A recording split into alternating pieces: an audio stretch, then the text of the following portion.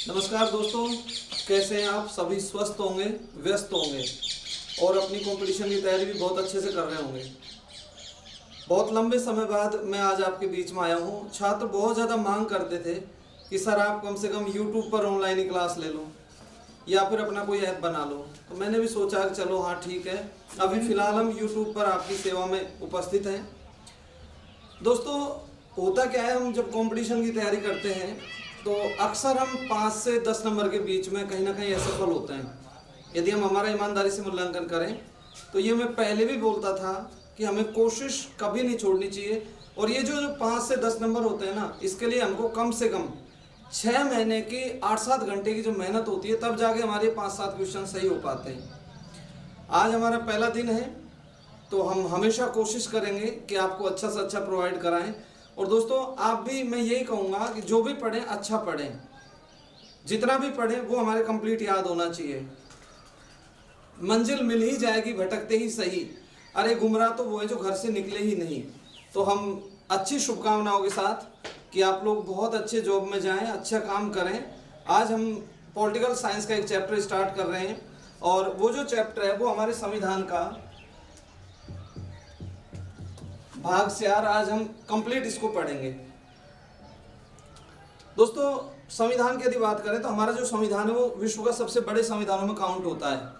आपको पता होगा, सर आइवर जेनिंग्स एक बहुत बड़े पॉलिटिशियन हुए, उन्होंने कहा है कि भारत का संविधान वकीलों के लिए स्वर्ग है। इतना बड़ा संविधान है हमारे देश का। अगर दूसरे देशों की बात करें, लाइक अमेरिका की बात करें, तो उसमें तो मात्र 7 अनुच्छेद हैं, जबकि हमारे यहाँ 395 अनुच्छेद हैं और फिर उसमें भी सब आर्टिकल्स बहुत सारे हमारे यहाँ जुड़े हुए हैं। तो आज हम कौन सा भाग पढ़ने वाले हैं? आप लोग बोलेंगे कौन सा भाग पढ़ेंगे? भाग 4। और यदि भाग 4 की हम बात करें तो ये अनुच्छेद 36 से लेकर के 51 तक है। भारतीय संविधान में आर्टिकल्स हैं, तो ये कहां से कहां तक है? बोलिए। अनुच्छेद 36 से 51। कहां से कहां तक है? 36 से 51। और यदि इनको हम कुल काउंट करने बैठ जाएं तो ये टोटल अनुच्छेद कितने हो जाते हैं भाई? 16। तो बताइए भाग 4 कहां से कहां तक है? 36 से 51। कितने अनुच्छेदों में? 16। और बेटा अभी नीति निर्देशक तत्वों से संबंधित है। किससे संबंधित है? नीति निर्देशक तत्व। ठीक है, नीति निर्देशक तत्व क्या होते हैं? देखो सरकार के 3 अंग होते हैं। एक होती है व्यवस्थापिका, एक होती है कार्यपालिका और एक होती है न्यायपालिका। और इनके सबके अपने अलग अलग वर्क होते हैं। व्यवस्थापिका का काम होता है कानून बनाना, ये केवल कानून बनाती है। बने बनाए कानूनों को जो इम्प्लीमेंट करती है, लागू करती है, उस काम किसका होता है? कार्यपालिका का। और हमारे संविधान की व्याख्या करना और न्याय करना, ये सारे काम किसके होते हैं? न्यायपालिका के। अच्छा, व्यवस्थापिका जब भी हमारे देश में कानून बनाएगी, मतलब नीतियां बनाएगी, तो उसके दिमाग में संविधान का कोई तो पार्ट होगा जो उसके दिमाग में आता है। देखो नाम ही क्या है? नीति निर्देशक तत्व। मतलब ये ऐसा एक पार्ट है जिसमें नीति बनाने से संबंधित निर्देश दिए गए हैं। ठीक है, तो ये व्यक्तियों के लिए नहीं है। अगर इस पार्ट की हम बात करें तो ये किसके लिए है भाई? राज्यों के लिए है। किसके लिए है? राज्यों के लिए। जैसे हम मूल अधिकार पढ़ते हैं तो मूल अधिकार व्यक्तियों के लिए होते हैं, समानता का अधिकार, स्वतंत्रता का अधिकार आपने पढ़े होंगे। लेकिन हम बात कर रहे हैं नीति निर्देशक तत्व की, तो नीति निर्देशक तत्व किसके लिए होते हैं? राज्य के लिए होते हैं। छोटी छोटी बातें बड़ी महत्वपूर्ण है। आपने 2 वर्ड सुने होंगे जो हमारा बहुत बड़ा कॉन्सेप्ट क्लियर करा देंगे। एक वर्ड होता है आदेश और एक वर्ड होता है निर्देश। देखो इससे मुझे पता है इनका वर्ड मीनिंग जानने से कोई ज्यादा इनका इंपॉर्टेंस नहीं है, लेकिन इनका अगर हमको अच्छे से अर्थ आ गया ना तो डेफिनेटली हम नीति निर्देशक तत्वों की जो कई बेसिक कॉन्सेप्ट हैं जिनमें से अक्सर क्वेश्चन एग्जाम में आते हैं वो हम सही कर देंगे। सबसे पहले मैं बात करता हूँ आदेश की। देखो आदेश क्या होता है? अपने पापा ने कहा कि बेटे आप 4 घंटे पढ़ोगे। अब वो हमारे पापा है ना, तो उनका काम मानेंगे कि नहीं मानेंगे? डेफिनेट हमको मानना पड़ेगा। तो वो हमारे लिए क्या होता है? आदेश। आदेश वो होता है जो हर हाल में मानना ही मानना पड़ता है, मीन्स बाध्यकारी होता है। अरे मानते हैं ना, लेकिन आपके एक फ्रेंड ने कहा कि आप हर दिन पढ़ा करो यार, 2-3 घंटे पढ़ा करो। आपने इस कान से सुना, इससे निकाल दिया, तो वो क्या कहलाएगा? निर्देश। मतलब निर्देश को मानना जरूरी है या नहीं है? नहीं है। कोई मानो तो मानो, ना मानो तो मत मानो। मतलब नीति निर्देशक तत्व जो हैं ये निर्देश है ना, तो इनको मानने के लिए हमारी राज्य मतलब हमारी सरकारें बाध्य है या नहीं है? नहीं है, क्योंकि कौन सा वर्ड आया है? निर्देश। समझ गए ना? ये आगे चल के हमारे बहुत सारे काम आएंगे। मान लो मुझे स्वतंत्रता का अधिकार है, आपको भी स्वतंत्रता का अधिकार है। अब मैं ईवीडी लेके आया और मैंने फुल वॉल्यूम में चला रखा है कोई गाना, आपने कहा सर इसकी वॉल्यूम कम कर लो, मैंने कहा मैं तो नहीं करता, बिकॉज मेरे पास तो ईवीडी बजाने की स्वतंत्रता का अधिकार है। आपने कहा सर आप इसको कम कर लो, अदरवाइज मुझे भी तो स्वतंत्रता का अधिकार प्राप्त है कि भाई मैं भी तो पढ़ सकता हूँ, मेरी एग्जाम बहुत नियर है, इसलिए प्लीज इसको कम कर लो। तो एक व्यक्ति की स्वतंत्रता दूसरे व्यक्ति की स्वतंत्रता में अतिक्रमण कर गई, नहीं कर गई? तो ऐसी स्थिति में आप कोर्ट में चले जाओगे, कोर्ट में चले जाओगे तो कोर्ट माननीय न्यायालय फैसला देगा भाई तेरे को तो सुनने का अधिकार है, दूसरे को सुनाने का थोड़ी है, तो वो आदेश दे देंगे आप ईयरफोन लगा के सुनो। ठीक है, तो ये तो बात हुई मूल अधिकारों की। मतलब अगर हमारे मूल अधिकारों को कहीं अतिक्रमण होता है या हनन होता है तो हम कहाँ जा सकते हैं? कोर्ट में जा सकते हैं। लेकिन अगर राज्य सरकारें नीति निर्देशक तत्वों को नहीं मानती हैं तो फिर हम कोर्ट में नहीं जा सकते, क्योंकि आपने पढ़ा है ना कौन सा वर्ड है? निर्देश, अर्थात ये बाध्यकारी नहीं है। और अब केस को हिंदी में कहते हैं बेटा वाद। क्या कहते हैं? वाद। अब हम मान लो इसमें बहुत अच्छी अच्छी चीजें लिखी हुई है भाई, मूल संविधान में लिखा हुआ था कि राज्य ग्राम पंचायतों गठन का प्रयास करेगा। 26 नवंबर 1949 को हमारा संविधान बनके तैयार हो गया था, ये तो हमने उसी दिन लिख दिया। लेकिन हमारे देश में पंचायत राज कब अपनाया गया? 2 अक्टूबर 1959, यानी कि लगभग 10 साल बाद आया। तो अगर ये मानने के लिए बाध्य होते तो हम 1949 में इनको इम्प्लीमेंट कर देते कि नहीं कर देते? मतलब इनको हम मानने के लिए बाध्य नहीं है, अर्थात ये वाद योग्य है या नहीं है? नहीं है। वाद का मतलब केस। ठीक है, ये वाद योग्य नहीं है। अच्छा एक बात बताओ, क्या ये कोर्ट में जा सकते हैं? नहीं जा सकते। हम जब कोर्ट में नहीं जा सकते तो क्या इनके पीछे दंड की शक्ति होती है क्या?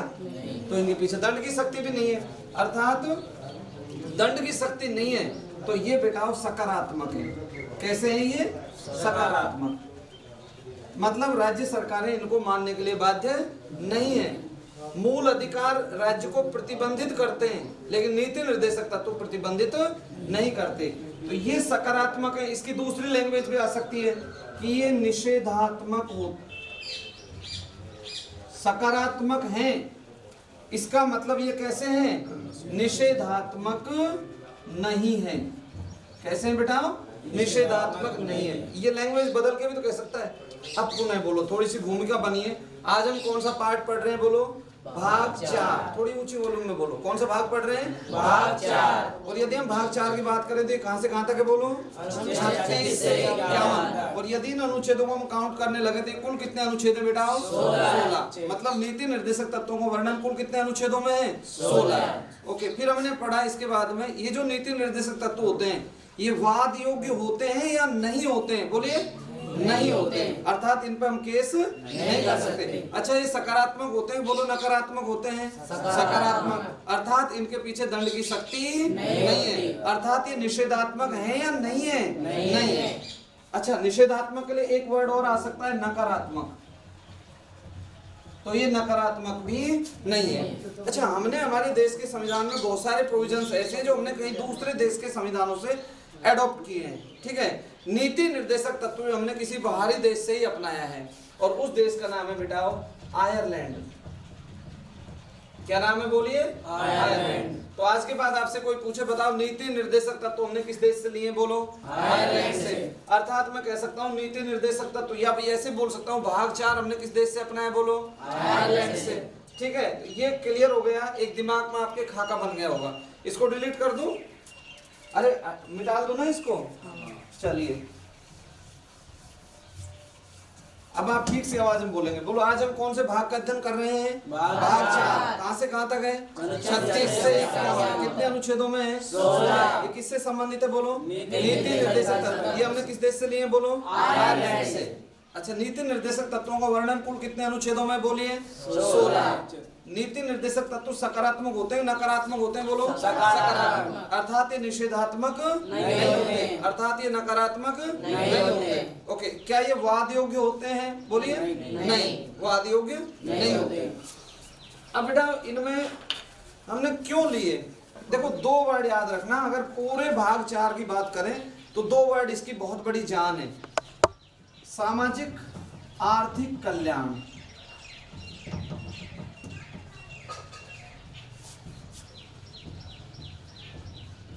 हमारे देश के लोगों का सामाजिक कल्याण हो, आर्थिक कल्याण हो, इसलिए प्रोविजन किया गया है। डॉक्टर भीमराव अंबेडकर ने संविधान के बारे में, संविधान के बनाने में उनका बहुत महत्वपूर्ण योगदान है। तो डॉक्टर भीमराव अंबेडकर ने नीति निर्देशक तत्वों के बारे में कहा है कि भावी विधि निर्माण का आधार नीति निर्देशक तत्वों को बना दिया जाना चाहिए। अगर हम भावी विधि निर्माण कर रहे हैं, देखिए 1949 में हमारा कॉन्स्टिट्यूशन बन के तैयार हुआ था, 1947 में हम लोगों ने इंडिपेंडेंस से अचीव की थी, स्वतंत्रता हम लोगों ने प्राप्त की थी। तो बेटा उस जमाने में हम चलना सीख रहे थे, मीन्स उस टाइम हमारे पास इतने रिसोर्सेज नहीं थे कि हम इन नीति निर्देशक तत्वों का इम्प्लीमेंट कर दें, इनको हम लागू कर दें। तो नीति निर्देशक तत्वों के बारे में संविधान में निर्माता सभा में बहुत व्यापक चर्चा हुई। डॉक्टर भीमराव अंबेडकर ने कहा था कि जो भी हमारे भावी कानून बने, विधि बने, उन सब का आधार क्या होना चाहिए? नीति निर्देशक तत्व। अच्छा, इसमें ऐसे प्रोविजंस हैं जिनसे हमारे समाज का कल्याण होता है, हमारे आर्थिक कल्याण होता है। अगर पूरे नीति निर्देशक तत्वों की बात करें, ये दो वर्ड आपको डेफिनेट याद रखने हैं, सोशल इकोनॉमिक वेलफेयर, ओके, आर्थिक सामाजिक कल्याण, और ये इसका टारगेट है, एम है, लक्ष्य है, ऑब्जेक्ट है। नीति निर्देशक तत्व हमने भारतीय संविधान में क्यों जोड़े हैं? तो इनका उद्देश्य है कल्याणकारी राज्य की स्थापना करना, कल्याणकारी राज्य की स्थापना करना। अगर हम विगत वर्ष के प्रश्न पत्रों का अवलोकन करें तो हमारे सामने ये सवाल बार बार दिखाई देता है, अवलोकित होता है, दृष्टिबिंबित होता है कि बताइए भारतीय संविधान में सामाजिक आर्थिक कल्याण कहाँ दिखाई देता है? तो वो अगर भाग लिखेगा तो भाग कौन सा लिख देंगे? 4। और ऐसे ऑप्शन दिए, मूल अधिकार, नीति निर्देशक तत्व, मूल कर्तव्य, तो क्या लिखोगे आप? नीति निर्देशक तत्व। तो मैं इसको उद्देश्य कह सकता हूं, ठीक है। इनका मेन उद्देश्य क्या है भारतीय संविधान में ऐड करने का? तो आप जान गए कि क्या है, बोलिए, सामाजिक आर्थिक कल्याण। और वो थोड़ी बहुत लैंग्वेज में हेरफेर करता है। अगर ये नहीं आया विकल्प में तो आपको क्या मिलेगा?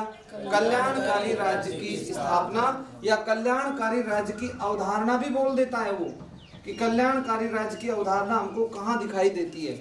मैंने एक कथन कहा था अभी, अब मैं आपको 2-3 कथन याद कराता हूँ, स्टेटमेंट है जो कि नीति निर्देशक तत्वों से संबंधित हैं और वो किसी न किसी बहुत बड़े व्यक्ति या पॉलिटिशियन ने कहे हैं। सबसे पहले मैंने अंबेडकर जी का नाम लिया था, डॉक्टर भीमराव अंबेडकर, ठीक है। इन्होंने कहा है नीति निर्देशक तत्वों को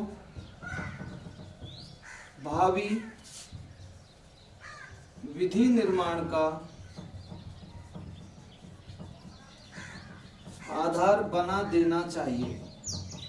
मतलब जितने भी हम कानून बनाए ना, उन सबके हमको, ये जब भी हमारी व्यवस्थापिका कानून बनाए उसके सबसे पहले नीति निर्देशक तत्व ध्यान में आएंगे। तो जितने भी हमारे देश में कानून बने उन सबका आधार किसको बना देना चाहिए? नीति निर्देशक तत्वों का। एक परिभाषा, एक कोटेशन जो बार बार बहुत सारी एग्जामों में आती है, बार बार आती है, वो एक केटी सेठ नाम के व्यक्ति हुए हैं, उन्होंने कुछ कहा है। केटी सेठ ने कहा है, इसको जरूर याद रखना, ये अपने आप में बहुत इंपॉर्टेंट है ये डेफिनेशन, क्योंकि जो पूरे नीति निर्देशक तत्वों की झलक दिखला देती है ये अकेली परिभाषा। नीति निर्देशक तत्व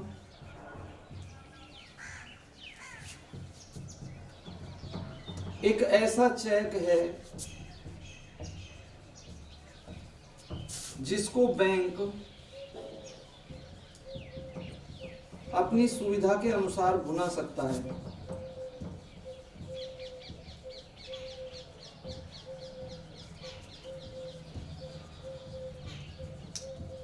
ये जो डेफिनेशन है या कोटेशन है वो किस बंदे ने कहा है? बोलो, केटी सेठ। अब देखो इसमें पीछे क्या लग रहा है बेटा?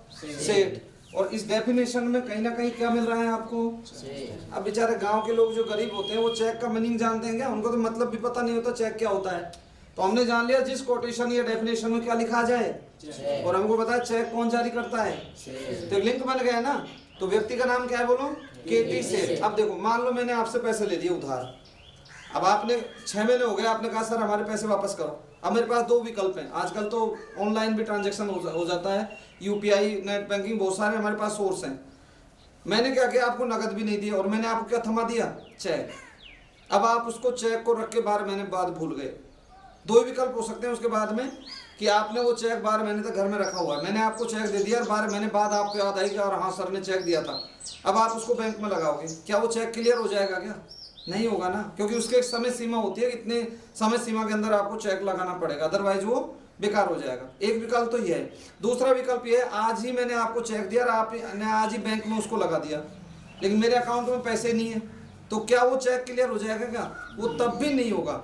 ऐसी स्थिति में ये ऐसा एक चेक है, 10 साल, 20 साल, 50 साल, 100 साल, जब भी हमारे पास पैसा आएगा हम इन नीति निर्देशक तत्वों को मान लेंगे। तो ये बेस्ट एक कोटेशन है। क्या है? नीति निर्देशक तत्व एक ऐसा चेक है जिसको बैंक अपनी सुविधा के अनुसार भुना सकता है। किसने कहा है? बोलो ये केसी सेठ। ठीक है, अब तक जो भी पढ़ा है उसको एक बार फाइनली बोलो, फिर हम कुछ अनुच्छेद याद करेंगे। बोलिए, आज हम कौन सा भाग पढ़ रहे हैं? बोलिए, भाग 4। थोड़ी तेज आवाज में, कौन सा भाग पढ़ रहे हैं? भाग 4। भाग 4 कहाँ से कहाँ तक है?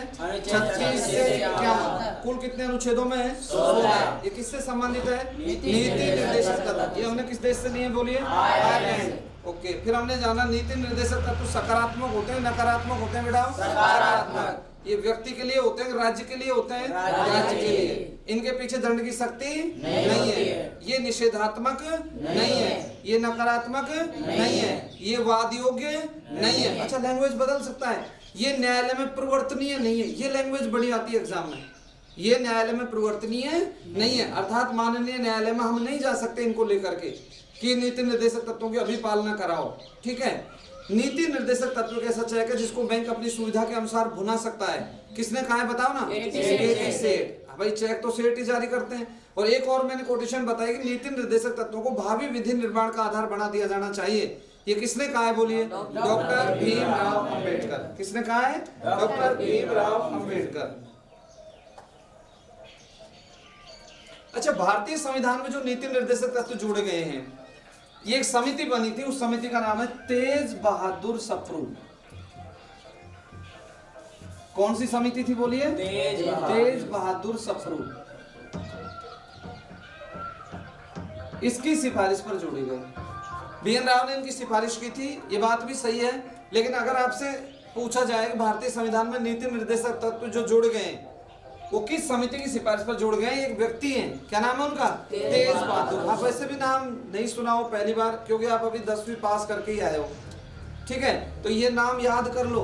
तेज, सूरज के पीछे क्या होता है? तेज। बहादुर, ब्रेव को क्या बोलते हैं? बहादुर सप्रू तो है ही। तो क्या बन गया पूरा? तेज बहादुर सप्रू। समझ में आ गया? तो ये इनकी सिफारिश पर। अब मैं आपको कुछ अनुच्छेद याद कराता हूँ। ठीक है,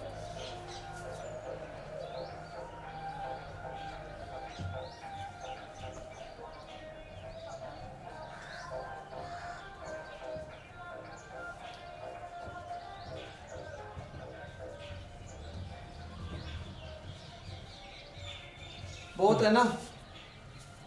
ठीक है, अभी मैं जो नीचे लिखे हैं इनको बाद में लिख देंगे। ठीक है, ये कुछ अनुच्छेद है बेटा, और ये एग्जाम में आते हैं, जो वेरी इंपॉर्टेंट है वो भी मैं आपको बता दूंगा। सबसे पहले आपको पता है नीति निर्देशक तत्व आरंभ कहाँ से होते हैं भाई? 36। अनुच्छेद कौन सा है? 36। यहाँ से ये लोग आरंभ होते हैं। ठीक है, तो सबसे पहले अनुच्छेद 36 में राज्य की परिभाषा दी गई है। किसकी परिभाषा दी गई है भाई? राज्य की। नीति निर्देशक तत्वों के संबंध में राज्य की परिभाषा दी गई है। ध्यान रखना, पॉलिटिकल में RS प्री में ये सवाल आया भी था, शायद 17 जो पिछली 2-3 RS हुई उनमें ये सवाल आया था। तो अगर हम राज्य की डेफिनेशन की बात करें तो राज्य की परिभाषा अनुच्छेद 12 में भी है, जहां से हमारे मूल अधिकार प्रारंभ होते हैं, और राज्य की परिभाषा कौन से अनुच्छेद में भी है? 36 में भी है। अगर दोनों अलग अलग आए तो फिर आप लोग आर्टिकल 12 ही करना, क्योंकि हमारे सामने कई बार ऐसी सिचुएशन हो जाती है, 2 अनुच्छेदों में से एक अनुच्छेद हमको कलेक्ट करना होता है, 2 में से। ठीक है, जैसे मैं कहता हूँ मेवात प्रदेश कौन से जिले में, अब हमको पता है अलवर और भरतपुर दोनों जिलों में, अगर ये अलग अलग विकल्प में आ जाए तो हमारा राइट आंसर क्या होगा? अलवर ही होगा। बमनेत कहाँ होता है? हमको पता है 2 ऑप्शन है, अलवर भरतपुर। बमनेत नई फसल आने खुशी में होता है, अलवर और भरतपुर अलग अलग आ जाए तो हमको भरतपुर करना होगा। हमें पता है कर्क रेखा 2 जिलों से गुजरती है, डूंगरपुर और बांसवाड़ा, लेकिन अलग अलग विकल्प में यदि हमारे सामने आ जाए फिर हमको क्या करना होगा? बांसवाड़ा ही करना होगा। ऐसे ही हमको पता है राज्य की परिभाषा 2 अनुच्छेदों में, एक अनुच्छेद 12 है और एक कौन सा है? 36। अगर ये दोनों आ जाए तो आपका राइट आंसर क्या होगा? बोलिए, 12, क्योंकि इस 36 में ये लिखा हुआ है राज्य की परिभाषा वही है जो अनुच्छेद 12 में लिखी हुई है। तो बेसिकली जो इसका स्ट्रक्चर है वो तो अनुच्छेद 12 पे ही जाके रुका है ना। तो आप लोग इतना सा बोल देना बस परिभाषा। जब भी मैं बोलूं बोलिए आर्टिकल 36 में क्या है, बोलिए परिभाषा। पूरा बोल दो, क्या है, राज्य की परिभाषा। शाबाश, एक बार और बोलना, राज्य की परिभाषा। अब हम बात करते हैं अनुच्छेद 37 की। ये आपके याद है ऑलरेडी। ये न्यायालय में प्रवर्तनीय है या नहीं है? बोलो, न्यायालय में जा सकते हैं क्या? नहीं जा सकते ना। तो बस इसी को लिखा गया है, ये न्यायालय में वाद योग्य नहीं है या न्यायालय में प्रवर्तनीय नहीं है।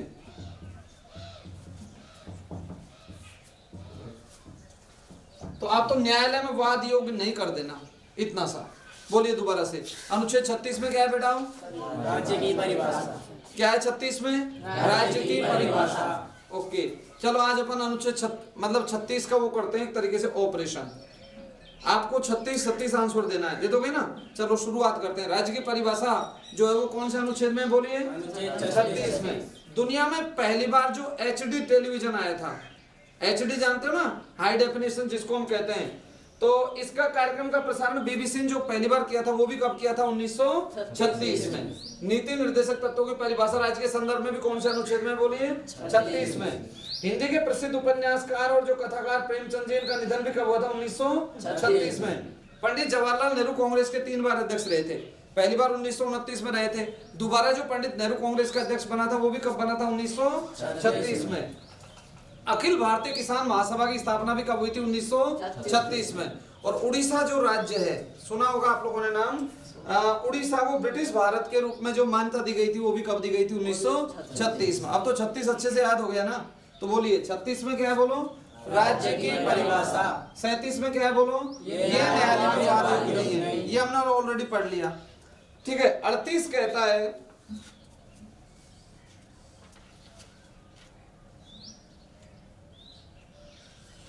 राज्य कल्याण, जो सामाजिक कल्याण है, आर्थिक कल्याण है, राजनीतिक कल्याण है, इसके लिए प्रयास करेगा। और ये तो हम पहले ही जान चुके भाई। इसके उद्देश्य में मैंने आपको बताया था, सामाजिक आर्थिक कल्याण, यही बताया था ना, या लोक कल्याण की अभिवृद्धि। तो अपन इसको डायरेक्टली ऐसे पढ़ सकते हैं, सामाजिक आर्थिक कल्याण। क्या पढ़ेंगे बेटा? सामाजिक आर्थिक कल्याण। मतलब राज्य ऐसे प्रयास करेगा जिससे अधिकतम लोगों का सामाजिक आर्थिक राजनीतिक क्या होगा? कल्याण होगा। तो इसको अपन शॉर्ट में, इसका उद्देश्य भी है तो याद रखने के लिए उद्देश्य बोल सकते हैं ना भाई। मेन टारगेट क्या है नीति निर्देशक तत्वों का? तो आप क्या बोलेंगे शॉर्ट में? बोलिए उद्देश्य। और जैसे उद्देश्य आएगा हमको ऑटोमेटिक याद आ जाएगा क्या? सामाजिक आर्थिक कल्याण। चलिए दोबारा से बोलो, अनुच्छेद 36 में क्या है? राज्य की परिभाषा। राज्य की परिभाषा। ओके, 37 में क्या है? ये न्यायालय में नहीं है। 38 में क्या है? बोलो, सामाजिक आर्थिक कल्याण। ये बोलो आप तो। 38 में क्या है? बोलो, उद्देश्य। और हमको पता है इसका उद्देश्य क्या है बेटाओ? सामाजिक आर्थिक कल्याण। 39, समान कार्य के लिए समान वेतन। वैसे इसमें कई प्रावधान हैं, लेकिन इसमें से जो मोस्टली आता है 39 में से वो यही आता है। पहले क्या होता था? बहुत ज्यादा भेदभाव होता था ना, समान कार्य के लिए समान वेतन नहीं मिलता था।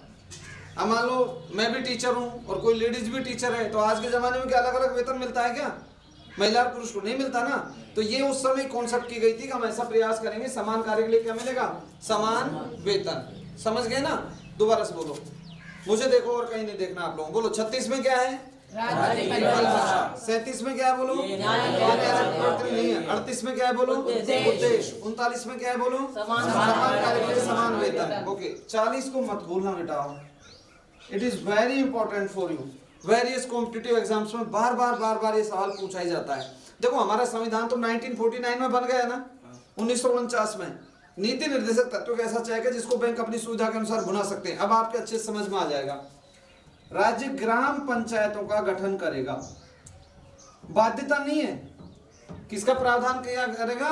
ग्राम पंचायत। तो 1949 में संविधान बन गया क्या? हमारे यहाँ 1949 में ग्राम पंचायत आ गई थी क्या? नहीं आई भाई। ग्राम पंचायत तो हमारे यहाँ 2 अक्टूबर 1959 को पूरे देश में नागौर के बगदरी गांव से पंडित जवाहरलाल नेहरू ने पंचायत राज का उद्घाटन किया था। इससे पहले तो देश में था ही नहीं पंचायती राज।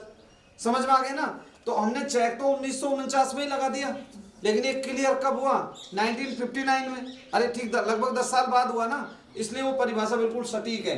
तो बोलिए 40 में क्या है? बोलो, ग्राम पंचायतों का गठन। अच्छा, मैं इनको दूसरा नाम कह सकता हूँ, पंचायती राज कहते हैं ना, पंचायती राज। कि राज्य पंचायती राज गठन का प्रयास करेगा। अच्छा, तीसरा मैं कह सकता हूं लोकतांत्रिक विकेंद्रीकरण। अरे अपने गांव में सरपंच पंच बनते हैं नहीं बनते हैं, तो लोकतांत्रिक विकेंद्रीकरण का प्रयास करेगा। या फिर मैं कह सकता हूं इसको स्थानीय स्वशासन। सबका मतलब एक ही है, ठीक है। अब ये 4 वर्ड हो गए पंचायती राज के लिए, मैंने 4 वर्ड बता दिए, ग्राम पंचायत, पंचायती राज, लोकतांत्रिक विकेंद्रीकरण और स्थानीय स्वशासन। अगर मैं कहता हूं बताइए भारतीय संविधान में पंचायती राज के लिए कौन सा शब्द आया है, तो बेटा इंग्लिश में वर्ड आया है लोकल गवर्नमेंट।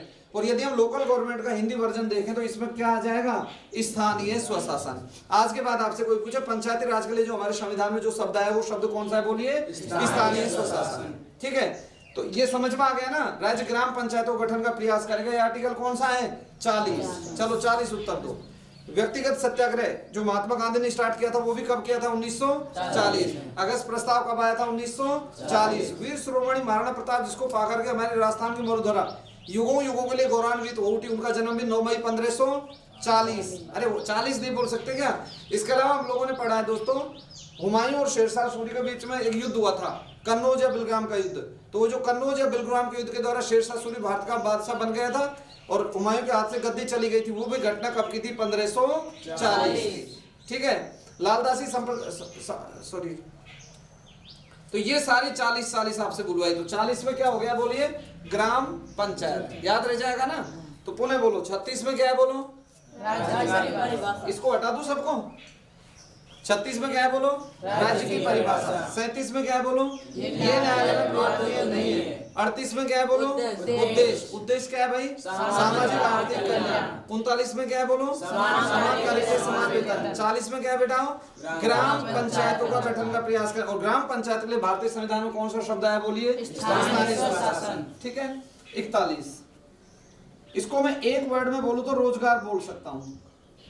राज्य भारत के हर व्यक्ति को क्या देने का प्रयास करेगा, रोजगार देने का प्रयास करेगा। यहाँ काम की दशाओं का वर्णन है। किसका वर्णन है, काम की दशाओं का। कुछ दशाओं में काम, शिक्षा और लोक सहायता पाने का अधिकार, ठीक है। शिक्षा प्राप्त कर सकते हैं, काम प्राप्त कर सकते हैं और लोक सहायता। जो बुजुर्ग लोग होते हैं, जो बीमार लोग होते हैं, जो दिव्यांग लोग होते हैं, ठीक है, नया वर्ड आया ना दिव्यांग, उनको हम लोक सहायता प्रोवाइड कराएंगे, शिक्षा प्रोवाइड कराएंगे, काम प्रोवाइड कराएंगे। मैंने एक वर्ड में बोल दिया, क्या बोल सकते हैं हम, रोजगार। तो ये चीजें आपके दिमाग में आ जाएंगे, आप तो रोजगार ही बोल लेना, ठीक है बेटा।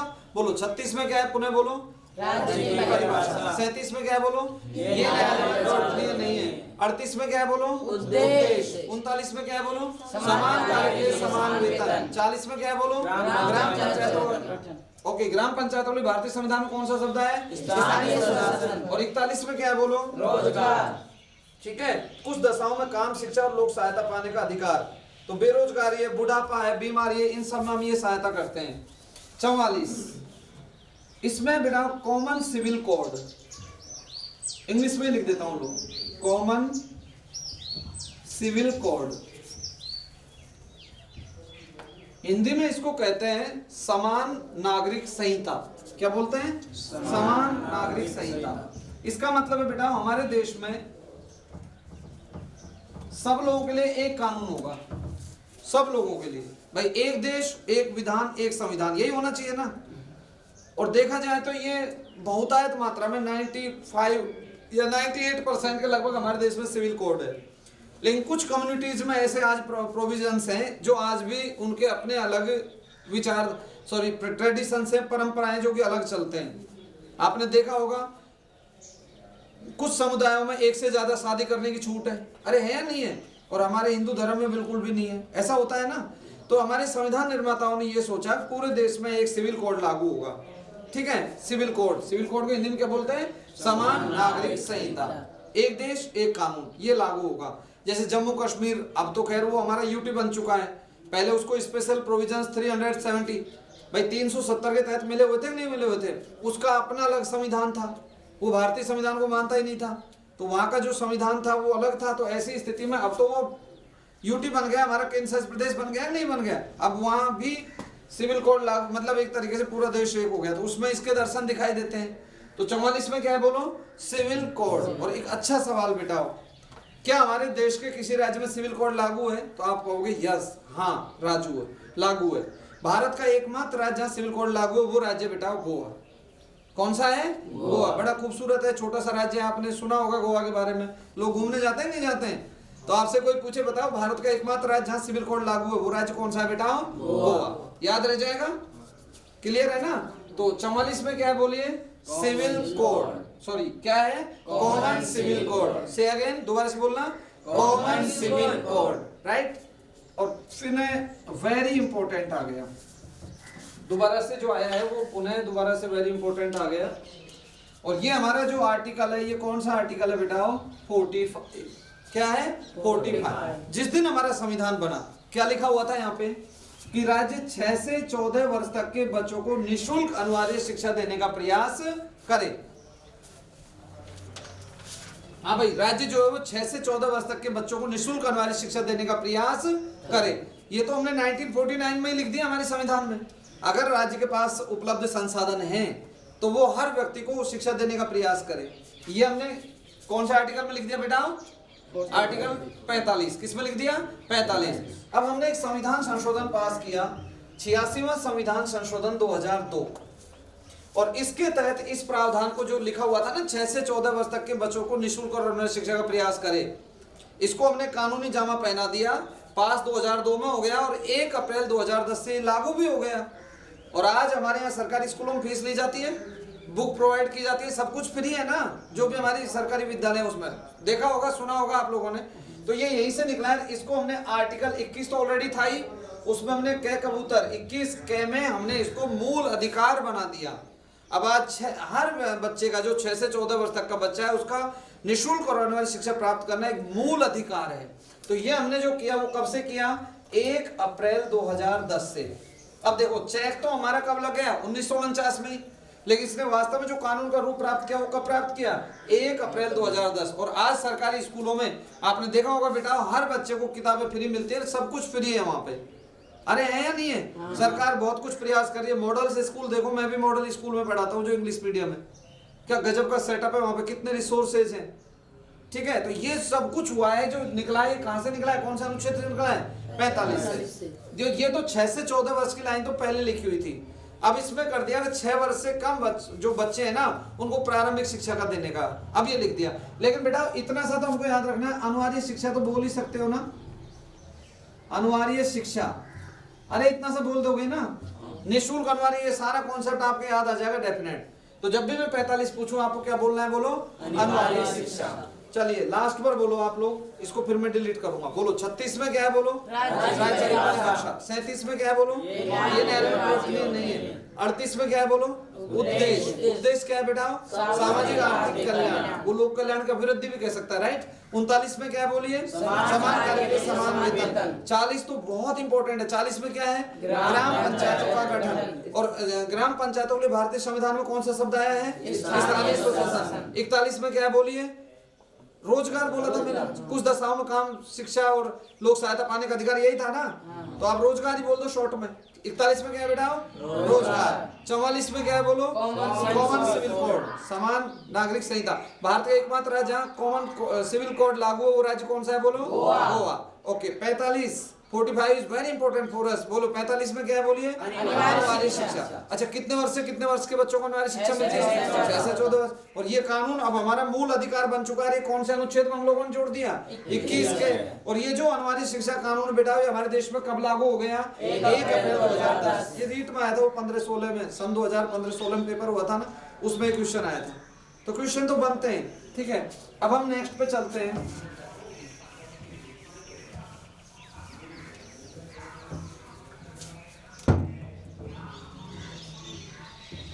बस इतने अनुच्छेद याद करेंगे क्योंकि आप अभी लोग 10वीं के एग्जाम दे के आए हो, आप सोचोगे सर ने बहुत ज्यादा याद करा दिया हमको, है ना।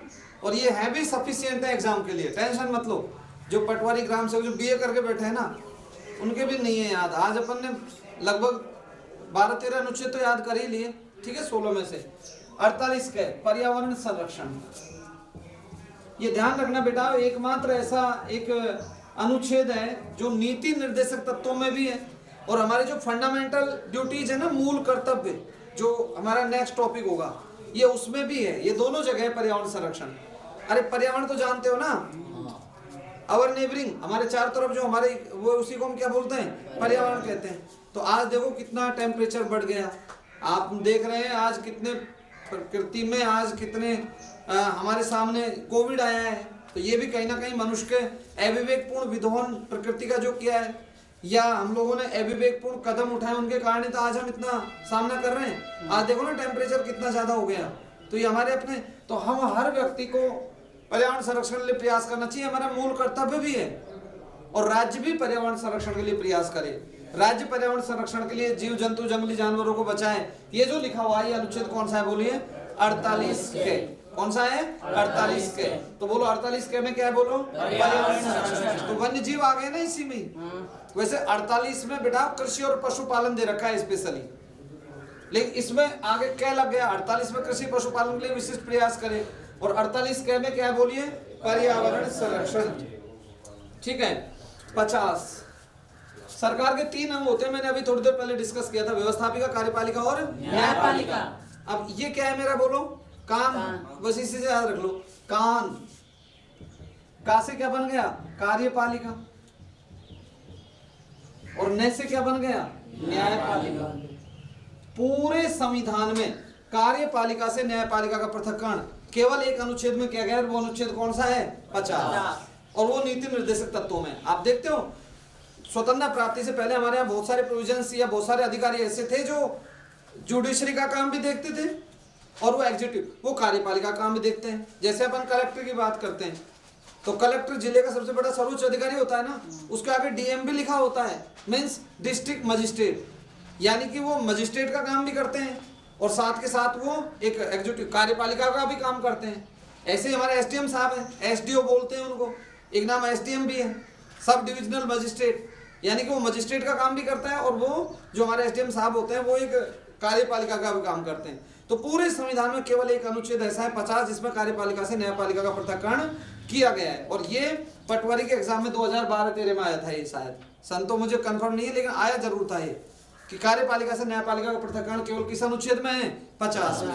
याद रह जाएगा ना। चलो 50 आंसर दो। भारतीय इतिहास का जो गोल्डन काल कहलाता है वो गुप्त काल कहलाता है। तो गुप्त काल का जो अवसान हुआ था, समाप्त हुआ था, वो कब हुआ था, 550 ईस्वी में। हमारा राष्ट्रीय गान जो है वो जनगण मन अधिनायक जय है, ये हम लोगों ने कब अपनाया, 24 जनवरी 1950। राष्ट्रीय गीत वंदे मातरम है हमारा, है ना, ये भी हम लोगों ने कब अपनाया, 24 जनवरी 1950। एक संविधान से बाहर की संस्था जिसको हम योजना आयोग कहते थे, जिसको नीति आयोग में हम लोगों ने परिवर्तित कर दिया, तो योजना आयोग का गठन भी कब हुआ था, 1950। भारत में पहली बार निवारक निरोध अधिनियम जो आया था वो भी कब आया था, 1950। भारत गणतंत्र बना था वो भी कब बना था, 1950। अगर मैं कहता हूँ वर्तमान राजस्थान कब बना था, 1 नवंबर 1956 को, लेकिन मैं कहता हूँ राजस्थान कब बना तो वो सन भी कौन सा था, 1950। ठीक है। जो डॉक्टर राजेंद्र प्रसाद ने पहली बार हमारे यहाँ राष्ट्रपति के रूप में संविधान निर्मात्री सभा के थ्रू जो शपथ ली थी वो 26 जनवरी 1950। हमारे देश का संविधान जो लागू हुआ वो भी कब हुआ, 26 जनवरी 1950। बहुत सारी घटनाएं 50 की बता दी, आप इतना बता सकते हैं। 50 में क्या है बोलो, कान, बस तुमको याद आ जाएगा। का से क्या बन गया बोलो ना, कार्यपालिका, और न से क्या बन गया, न्यायपालिका। तो पूरे संविधान में कार्यपालिका से न्यायपालिका का पृथक्करण केवल एक अनुच्छेद है, वो अनुच्छेद कौन सा बेटा, 50। 51 अंतरराष्ट्रीय शांति और सौहार्द। आप लोग आजकल यूक्रेन की लड़ाई देख रहे होंगे, रसिया और यूक्रेन की। अरे देख रहे हैं नहीं देख रहे हैं, 24 फेब शायद वो 24 फरवरी से स्टार्ट हुई है और अभी तो चल ही रही है वो लड़ाई। तो ये हमारे संविधान निर्माता वसुधैव कुटुंबकम, हमारे देश में तो ये भावना रही है ना कि पूरी धरती हमारा परिवार है, एक मंगलमयी भावना रही है। तो हम अंतरराष्ट्रीय शांति और सौहार्द की, ये विदेश नीति से संबंधित है कहीं ना कहीं देखा जाए तो राज्य अंतरराष्ट्रीय शांति और सौहार्द का प्रयास करें। ये कौन सा अनुच्छेद है बेटा, 51। हम पड़ोसियों से मिल के रहें, ठीक है, जो भी हमारे और दुनिया के जितने भी देश हैं उनसे भी। तो ये कुछ अनुच्छेद मैंने आपको याद कराया। अब एक बार लास्ट फाइनल बोल दो, इसके बाद मैं आपसे नहीं सुनूंगा ये अनुच्छेद वगैरह। बोलो आज हम कौन सा भाग पढ़ रहे हैं, बोलिए भाग 4। बोलो कौन सा भाग है, भाग 4। ये अनुच्छेद कहां से कहां तक है, 36 से 51। कितने अनुच्छेदों में है, 16। किससे संबंधित है, नीति निर्देशक तत्व। ये हमने कहां से लिए बोलिए, आयरलैंड से। ओके, सकारात्मक होते हैं नकारात्मक होते हैं, बोलो सकारात्मक। इनके पीछे दंड की शक्ति नहीं है, ये वाद योग्य नहीं है, है, ये निषेधात्मक नहीं है, ये नकारात्मक नहीं है। है। और तेज बहादुर सप्रू समिति की सिफारिश पर इनको जोड़ा गया। बीएन शाह ने सलाह दी थी, सुझाव दिया था, ठीक है। फिर हमने जाना इसके बाद में नीति निर्देशक तत्व हमने कौन से देश से लिए बेटा? आयरलैंड से। आप मुझे बताइए अनुच्छेद 36 में क्या है बोले? राज्य की परिभाषा। 37 में क्या है बोलो? ये न्यायालय में प्रवर्तनीय नहीं है। ओके। 38 में क्या है बोलो? उद्देश्य। भूल गए 30 देर में। 38 में क्या है बोलो? उद्देश्य। समान कार्य के लिए समान वेतन। ये आर्टिकल कौन सा है बोलिए? 39। और 40 में क्या है बोलो? पंचायती राज कह लो, ग्राम पंचायत कह लो। 41 में क्या है बोलो? रोजगार। 44 में क्या है बोलो? Common civil code. भारत का एकमात्र राज्य जहाँ सिविल कोड लागू हो कौन सा है? गोवा। 45 में क्या है बोलो? 45 में बताया था मैंने, अनिवार्य शिक्षा। कितने वर्ष से कितने वर्ष से बच्चों को? 6 से 14। और ये कानून आज हमारे देश में मूल अधिकार बन गया कि नहीं बन गया? 21 के में हमने जोड़ दिया अनुच्छेद में। 86वें संवैधानिक संशोधन 2002 के द्वारा पारित हुआ था, है ना। और 1 अप्रैल 2010 से हमारे देश में लागू भी हो गया। बोलो 48 के में क्या है बोलो ना? पर्यावरण संरक्षण। और ये नीति निर्देशक तत्वों में भी है, ये मूल कर्तव्य में भी है, एकमात्र है ऐसा। फिर हमने पढ़ा 50 में क्या है बोलो? काम। बोले तो कार्यपालिका से न्यायपालिका का पृथक्करण। और 51 में क्या है बोलो? अंतरराष्ट्रीय शांति और सुविधा। अब एक सवाल, नीति निर्देशक तत्व किस पर निर्भर करते हैं? अपन छोटी छोटी बातें देखते हैं, बस ज्यादा नहीं, थोड़ी देर और पढ़ेंगे। नीति निर्देशक तत्व राज्य की इच्छा शक्ति पर निर्भर करते हैं। किस पर निर्भर करते हैं बेटा? राज्य की इच्छा शक्ति पर निर्भर। कहते हैं ना, मन के हारे हारे मन के जीते जीत। कौन कहता है आसमान में छेद नहीं होता? एक पत्थर तो तबीयत से उछालो यारो, कोशिश करने वालों की कभी हार नहीं होती। तो अगर हमारा राज्य इच्छा शक्ति है, उसकी अच्छी सॉलिड इच्छा शक्ति है, तो वो अपना सकता है। हो सकता है शुरू में प्रॉब्लम हुआ है, रिसोर्सेज कम हो, लेकिन अगर राज्य चाहे तो ऐसा कर सकता है। तो ये सवाल आता है नीति निर्देशक तत्व किस पर निर्भर है? तो आपका आंसर क्या आएगा? राज्य की इच्छा शक्ति पर निर्भर। अब एक सवाल आता है, मूल अधिकार और नीति निर्देशक तत्व में बड़ा छोटा कौन सा है?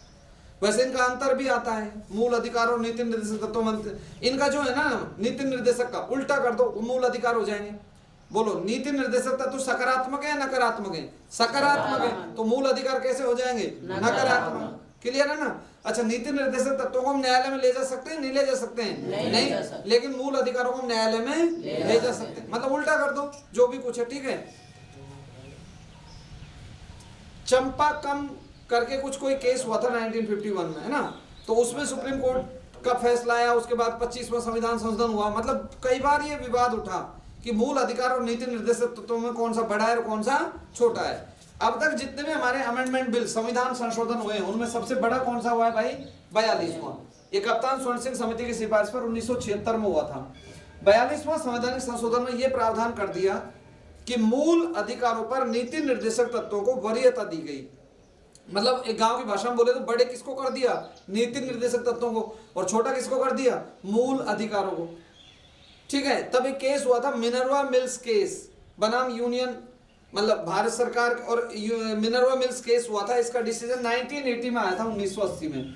और इसमें माननीय सुप्रीम कोर्ट ने कहा था कि नीति निर्देशक तत्व और मौलिक अधिकार एक दूसरे के अनुपूरक है। छोड़ो ये बातें कौन बड़ा है कौन छोटा है, एक दूसरे क्या है? ये अनुपूरक है, सहयोगी है। और इनमें से एक ये बात नहीं है कि एक को बड़ा करने के चक्कर में दूसरे को हम बलिदान कर दें, ऐसा नहीं है। दोनों ही बराबर के हैं, इक्वल हैं, और एक दूसरे के क्या हैं? अनुपूरक हैं। ठीक है ना।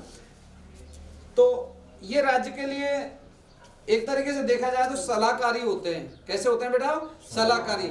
और अगर राज्य इन सब चीजों को मान ले, अभी मैंने और कुछ अनुच्छेद आपको बताया नहीं तो जैसे 42 है वो छोड़ दिया अपन लोगों ने, है ना। तो उसमें प्रसूति, आजकल जैसे महिला कोई प्रेग्नेंट होती है उसका एक कार्ड बन जाता है, आपने देखा होगा, तो वो वहां से निकला है। प्रसूति के लिए हम लोग जब बच्चे का जन्म भी नहीं होता है उससे पहले उसके टीके वगैरह और कितनी देखा है आपने, कितना कुछ होता है। तो ये सब नीति निर्देशक राज्य।